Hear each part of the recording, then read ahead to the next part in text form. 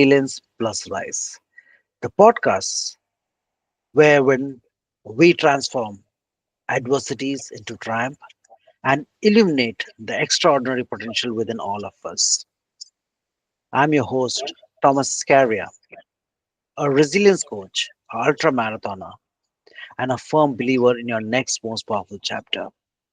This podcast is a companion to my upcoming book, Resilience+Rise, transform 26.2 transformative miles to unleash your marathon of life mindset, coming spring 2025.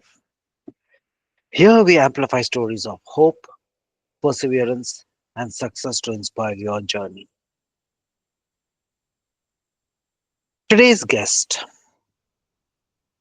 when I was looking through who Monica Connolly is, the title which just came up to my mind was Reclaiming Your Life. But that's such a passive statement because when you hear her talk and know what she has gone through or what she has been, it's way more than that. So, Monica, she had been in decades of selfless caregiving. Yes, when you're in that particular role, you lose yourself. But she took reins of reclaiming her health, her identity, and purpose. Monica is a coach dedicated to empowering women in transition. She practices what she preaches. Her story itself is an extraordinary transformation. As after 20 years of as a primary caregiver for her husband and medically complex children, facing unimaginable challenges. In fact, I don't want to get into all those particular elements because I want Monica to tell that story. Monica, welcome to Resilience+Rise. Thank you so much, Thomas. Thank you for having me. I'm really excited for our conversation today. Thank you. In fact, when I started looking at the synopsis that I'd written, I said there was quite a bit of story, and I said, let me not take away that grit of what made you or who you are this person. So let's start with the first question. Who are you? Who am I? I think first and foremost, I'm a wife, I'm a mother, I'm a grandmother, I am faith-filled. I love lifting people up and showing them what's possible in their lives How did you reach this stage? with a lot of hard work. Okay, let's start the journey then. How was it and what happened and what Yeah. turned around? So, Yeah. So within a 3-year period, I lost a newborn son. My husband had a traumatic brain injury and became disabled and unable to work. And then I had a newborn. I had an older daughter, and both of my kids were medically challenged. So, lots of injuries, lots of illnesses, lots of care needed for them. My husband couldn't drive. He wasn't able to work, really needed someone to be that primary caregiver for him as well.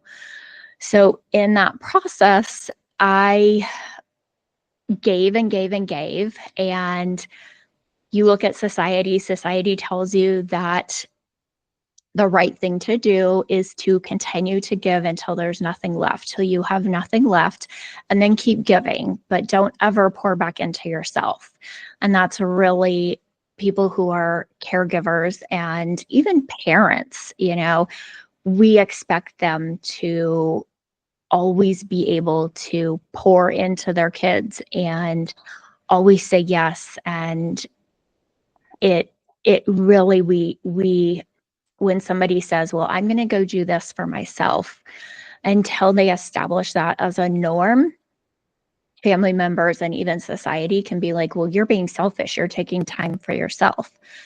And I finally had reached a point where I didn't recognize myself. And it wasn't just my physical self. I didn't recognize my physical self in the mirror. I didn't know who I was anymore. And I decided after being told by my doctor that if I didn't make some really drastic health changes, I was not going to survive much longer. I knew at that point I had to make changes, but it had to be whole body changes. It had to be an entire transformation. I couldn't just make small changes for my health. I had been trying to do that and it wasn't working. So I dove into holistic health and wellness, and I did it for me to learn how to take care of myself. And in the process, I learned that you have to treat the whole person. You can't just treat someone who has an eating disorder for the eating disorder. You can't just treat someone who is depressed and just treat the depression. You have to treat the whole body. So, mind, body, spirit, everything has to be healed and in alignment for your body to heal, for your mind to heal, and for you to be able to get back to a point where you can find your purpose.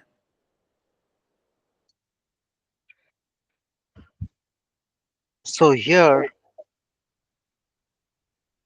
there was a time when your husband, he needed care. Mhm. Your two children needed care, and you gave it without any second thoughts, the whole of you. During that time, when you were giving the care, did you see that that was your purpose? Yeah, that was the only purpose I saw at that time. As far as I knew, that was what I was supposed to be doing, and without question, I did it. And I had and when I look back now, I realize that I had reached a point where I just forgot to dream. I forgot what dreaming was like. And for being like, oh, like I want to learn how to do this or I want to do this.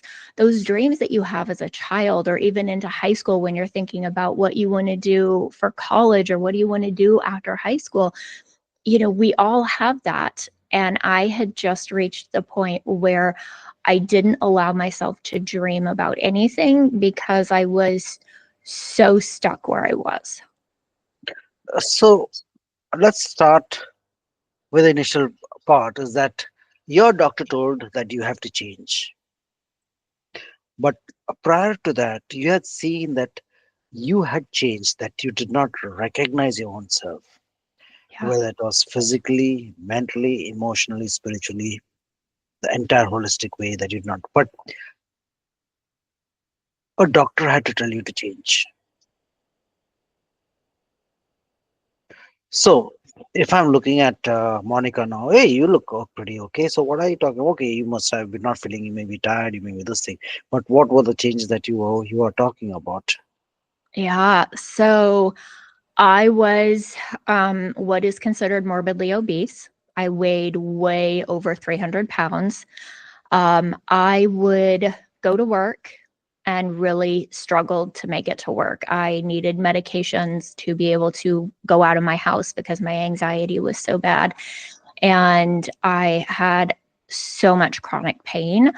I was on narcotics. So now, once I started looking at healing my body and healing my mind, go back. Yes, you said over 300 pounds. Yeah. I With stopped getting on the scale and looking at the scale when it said 325 pounds. now that would have been an indication that you needed to change, Yeah. or something had to give. Yeah. And especially when you're on to narcotics and you're in pain, you know that there is Yeah. not just, and when you know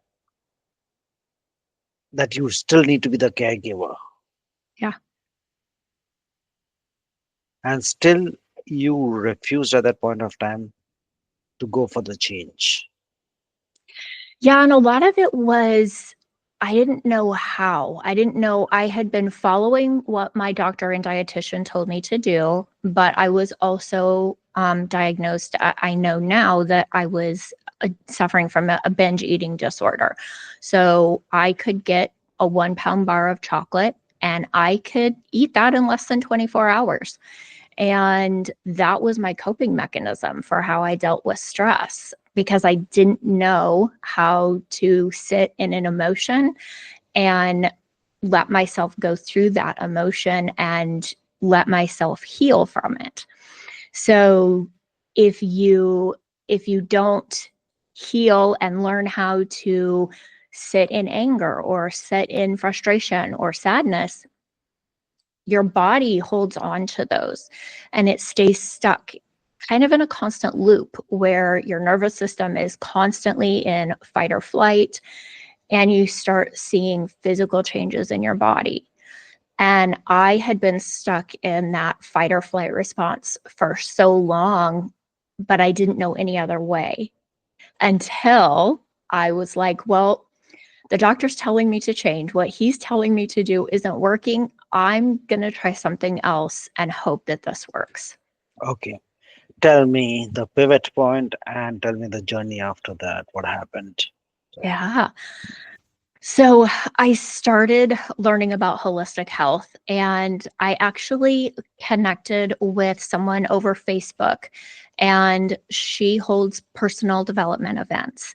And I had never done anything like that before. I had never, like, I didn't even know what a personal development event, I didn't know what that was because I had never done anything like that. And she was hosting a small event locally to me and asked me to come. And I was like, okay, I'll go because it's just a small group of people. At that time, to be in a room full of people terrified me. And so I went to the event and I met some ladies at the event, still in close connection with those ladies today. And I was asked about my story and really, they didn't push too hard because I was new and they didn't want to scare me.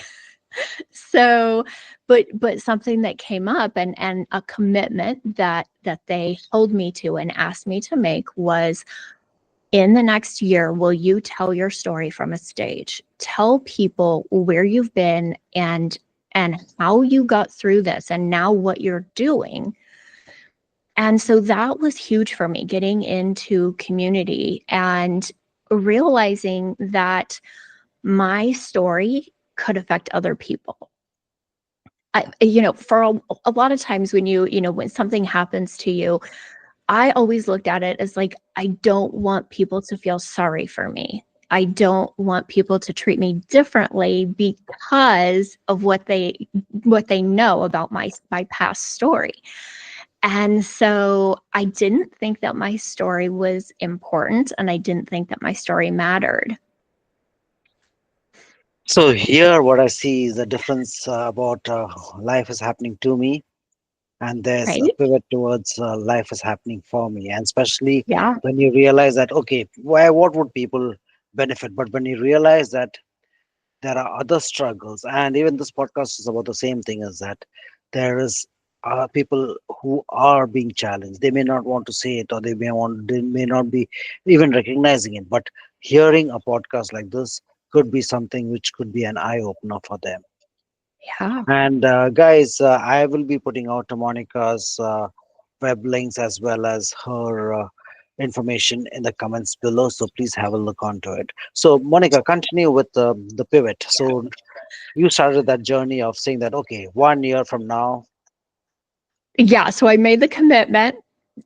At some point in the next year, I'll tell my story, never intending to keep the commitment because talking in front of people terrified me. Like I was the kind of person that if it was a day at school where you had to do a presentation in front of the class, I didn't go to school that day. I was sick. I didn't go to school.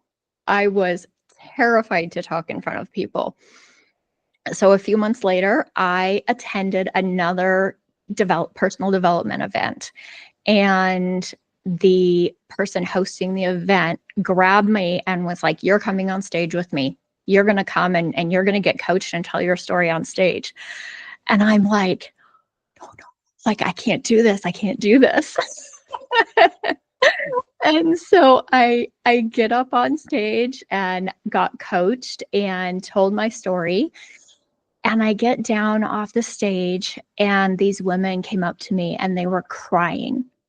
And I was like, "Oh my gosh, like, what happened? Like, what's wrong?" And they're like, "Because of you telling your story, now I know it's okay for me to tell my story." Beautiful. And at that point, I was like, I just found my purpose. I know what I'm supposed to be doing. Wonderful. So after that, after you decided to pivot, it was all cookies and milk all the way, easy to turn, easy to pivot because you made Right? up your mind, right? I made up my mind, and I'm the kind of person that if I make up my mind about something, I'm going to do it. I am going to whatever it takes. If I say I'm going to do something, it's going to happen. And so I already had a holistic health and wellness certification that I had received. I went back and I got 4 more certifications, including a master life coaching certificate. And from there, it was, now what do I do with these? I have these and I know what I want to do, but how do I do this? And so again, staying in community, getting connected with people, and really getting an amazing circle of people around me that helped me and guided me and mentored me and showed me, well, this is what you can do, and what about this, and showed me again to dream big. Like, at first it was just, okay, I'm gonna launch a coaching program, and that was the extent of my dream. And now it's, oh, I have a coaching program with multiple programs. I hold events every year. I have a networking group that brings women together so that they can network about business and build their businesses together. I'm launching a mastermind. I'm speaking on stages. I'm writing a book. And so getting in that community Just and sorry, dreaming Monica. Sorry, again, sir. Sorry. Now at this point of time, am I really talking to the same person who right? few years back was talking about being obese and not knowing Yeah. about uh, just taking a step back during the time wherein you decided to pivot, uh, specifically fighting your stress eating Yeah. or just feeling I don't know about saying sorry for yourself, but then being dictated by the societal norms. Yeah. Okay, how did you redefine yourself in that? Doing a course, I've done plenty of courses. That does not mean that I've got to put it into action. Right. That does not mean that I have to practice what I'm preaching. So, what were the steps, Monica, that you took to reinforce that this is what I want to do? Yeah. For me, I had to start really small because I didn't trust myself and I didn't trust that I would actually follow through with the changes that I wanted to make. So for me, it was listening to a podcast while walking on the treadmill. And I committed to doing that every single day. And that was the first of being really consistent and learning to trust myself again, that I could make decisions and hold myself accountable. And from there, it just grew. And I started adding more steps and I started doing more things and getting involved in more things. And but always just being consistent, taking one little step. And I was terrified. Like I told you, I didn't used to talk in front of people. And so I was scared to do anything. But the fear of not doing it was greater than the fear of taking that little tiny step forward and doing just one little thing. It's just that one little step, Yeah, just one day, little step, one day, little millimeter. day after day after day, and then that Yeah, becomes a part of you. But again, here, when I go back to the dialogue, what we had is that how could you fill other person's buckets when you yourself have been empty? How can you give others love when your love has been totally drenched out? And when we talk about taking care of self, you mentioned about faith. You may be, yes, reading everything about from the Bible, but then there's a simple caveat which was mentioned by Jesus: love your neighbor. That's what you were doing, taking care of your husband and your family, but you right. conveniently forgot as yourself. And that's what I always say is that yes, love your neighbor, and he continues to say as yourself. Yeah, And we conveniently forget that particular part because we have been indoctrinated by the society. Loving yourself is selfish. yeah, It is actually selfless. It yeah. makes you. It makes such a difference. So here now the changes have started taking place, and you feel that there is a lot of things which is happening for you. What were the changes you changed your inner world? What happened to your outer world? My outer world. So I am still a primary caregiver for my husband, so that has stayed the same. And How my long kids is are that? grown. How long was that? It's been 22 years now. Hats off to you, lady. Respect, respect, and salute.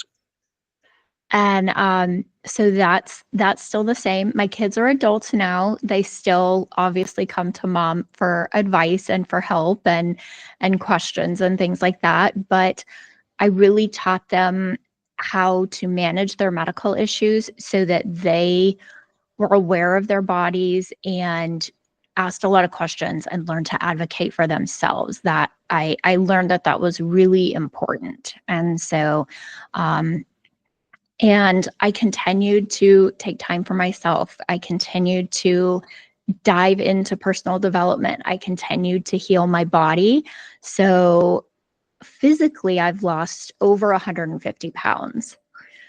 So when you Wow. look at me, I look like a completely different person than I I did. can totally. And guys, I've seen in her website on how she was and how she is now, and it's a remarkable change. So change is possible, and it is not just for few, but anybody who has got the mindset.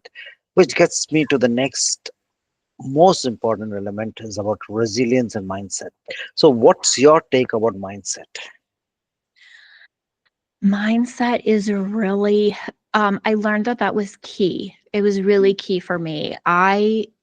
Before I got involved in personal development, I didn't know anything about mindset. I didn't know how the way that you talk to yourself and the way that you view yourself. I didn't know the effect that that had on your brain and on your body and what that does to you over Mhm. years. And so part of my coaching and journey that I went on was really having to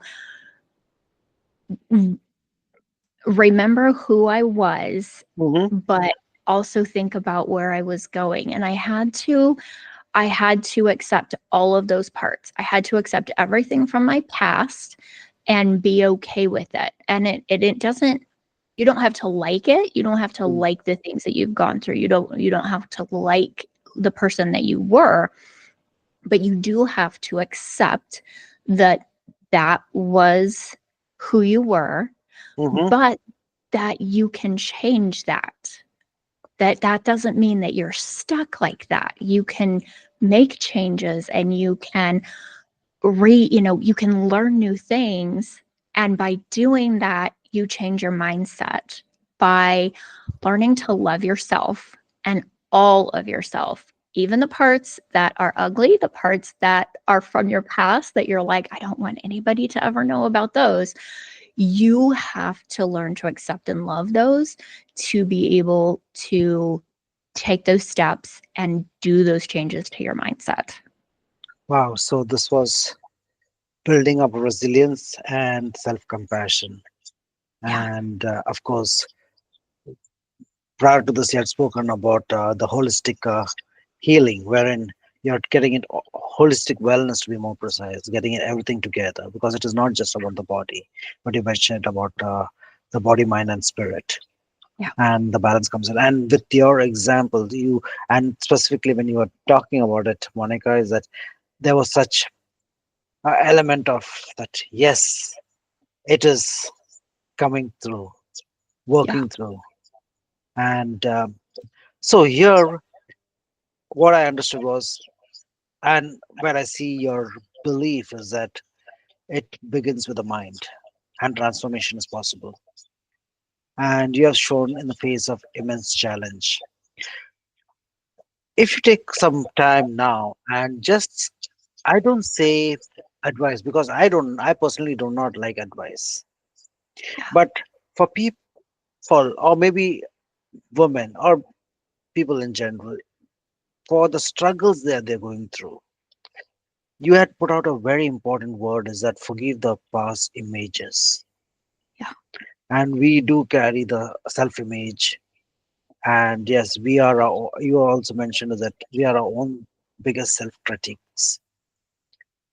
So, what suggestions would you put out to that particular people who are fighting their own demons? Something that it's really hard, but something that I learned to do was to stand in front of a mirror and actually look myself in the eyes in a mirror. And as you do that, and sometimes it may be just a few seconds that you can do it before emotionally you have to walk away. And so learning to be able to look at yourself in a mirror and look in your own eyes and be okay with the reflection that's coming back at you. Hmm. Wouldn't that make you feel that okay, I'm accepting that, and but your mind on the other side, the wonderful ego says, okay, if it's okay, then it's okay. How do you? Yeah, and so your brain is really funny. Your brain is going to, if you tell yourself something, if you say I'm stupid, your brain is going to look for things to validate that. So your brain is going to look at a problem that you had and go, see, there you are being stupid again.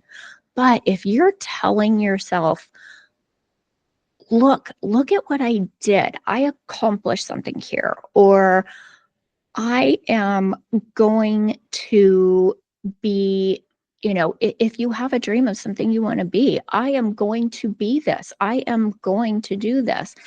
You tell your brain that, and it does the same thing. It looks for ways to validate that.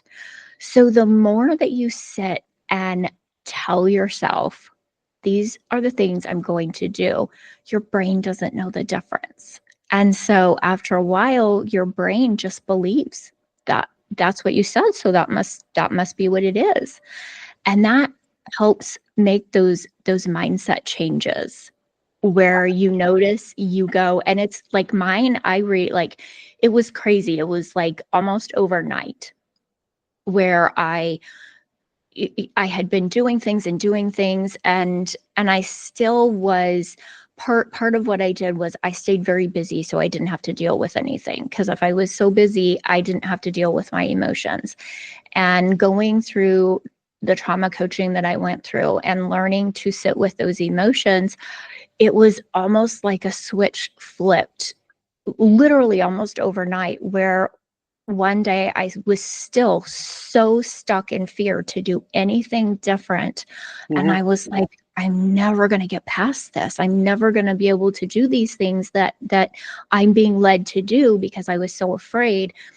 And the next day, it was like no, I'm going to go do this. And I don't care how afraid I am. I'm just going to go do it. And I did. And then that fear decreases a little. And fear is good. It's a good thing for you. You should be able If to see, feel yeah, so fear, the thing of fear, if it is in a positive, taken in a positive way, it right? helps you to propel you to the right direction. Right? Uh, Yeah. so what I just heard, Monica, is that miracles happen, but you got to Oh, believe in it. absolutely. You got to believe in that. So now that you realize the miracles happened, tell me about what are the miracles that you're sure telling the world what's to be done. What are your current projects that you have been working on, or is there something which you're passionate about that should be coming out maybe in a few months' time or something like that that you're working on? Yeah. So I am working on launching a mastermind this summer so Oh, that wonderful. I can bring other people into that circle like I was introduced to, so that they can learn how to dream again. They can learn what they're capable of. They can reach for the stars and really be like, oh, like I can do these things, and have a community of women behind them that are helping support them to do that. So I have a mastermind coming up. I have an event. So I'm doing a lot of speaking now. So I'm speaking with Amberly Lago in Dallas in April at her event. And Okay, that that's is, good. yeah, and it's a really a full circle moment for me at that event, because the coach, the person that brought me and invited me to the first leadership event that I went to, or self-development event that I went to, is also speaking at that event. And the Wow, person whose podcast I started listening to on the treadmill is also speaking at that event. nice. And So so you're it's so it is at right. the shoulder of the giants that you were sitting on. Now you're rubbing shoulders with them. Yeah. Yeah. Fantastic. And hoping to teach other women how to do the same, and that it's possible. Fantastic. So, guys, over here, this was just a wonderful journey what we just went through. Monica's story, as I always seen, is that it's an extraordinary transformation. It's not only about caregiving, but losing themselves in doing something else, whether it is for the family, whether it's for their own self worth, whether they get themselves lost. But changing that narration, okay, getting into the holistic view of life as what how Monica went in for integrating the mind, body, and spirit. And now that she's working towards empowering women to build resilience, self-compassion, and deeper connection with their own authentic self. In this episode, we talked about how she overcame chronic health challenges, how she found purpose after caregiving, what she knows about holistic well-being, building resilience and again compassion. Self care does matter. Power of my mindset. Is there anything else that you would want to add to this, Monica? I think just that, remember, you are made for so much more. Fantastic. So with this, I stop the recording. Thank you so very much Okay. for your time and space. Just a moment. Absolutely.